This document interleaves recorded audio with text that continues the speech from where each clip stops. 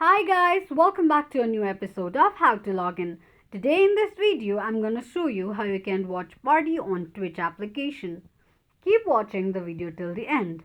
To watch Party on Twitch, firstly open your Twitch application or log into your Twitch application by entering your username and password associated with your Twitch account. The home page of Twitch will appear on the screen. Click on your profile icon on the top right corner of the screen and tap on Channel Dashboard. On the next page, tap on Stream Manager and then on plus or add sign on the bottom left corner of the screen. Scroll all the way down and under your Grow Your Community section, click on Add option just below Start Watch Party.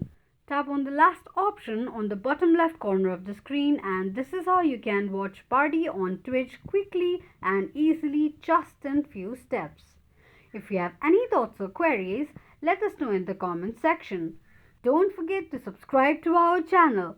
Also press the notification bell icon so that YouTube will notify you whenever we post a new video. I hope this video was helpful to you. Thank you so much for watching.